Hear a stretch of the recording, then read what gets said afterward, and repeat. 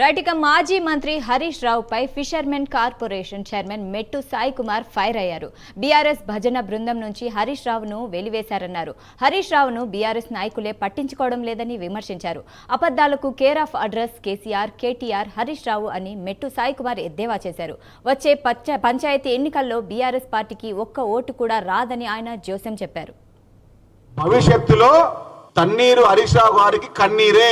మీరు ఎంత మొచ్చుకున్నా, ఎంత గగ్గోలు చేసినా, ఎన్ని పుకార్లు పుట్టించినా, ఎన్ని చిల్ల పలుకులు పలికినా మీ మామ కేసీఆర్ గారు నిన్ను ఏమాత్రం పట్టించుకోడు.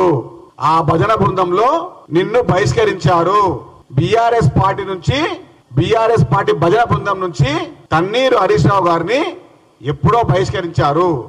ఆ నిజాలు ఇంకా తెలియకపోవడమే విడ్డూరం. ఎన్ని ముచ్చట్లు మాట్లాడినా, ఎన్ని చిలక పలుకులు పలికినా హరీష్ రావు లాంటి నాయకుడిని, కేటీఆర్ లాంటి దద్దమ్మ నాయకుడిని తెలంగాణ రాష్ట్ర ప్రజానికం మర్చిపోయింది.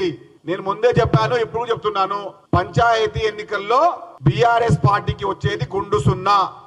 భవిష్యత్తులో తన్నీరు హరీష్ రావు గారికి కన్నీరే. మీరు ఎంత మొచ్చుకున్నా, ఎంత గగ్గోలు చేసినా, ఎన్ని పుకార్లు పుట్టించినా, ఎన్ని చిల్ల పలుకులు పలికినా మీ మామ కేసీఆర్ గారు నిన్ను ఏమాత్రం పట్టించుకోడు. ఆ భజన బృందంలో నిన్ను బహిష్కరించారు.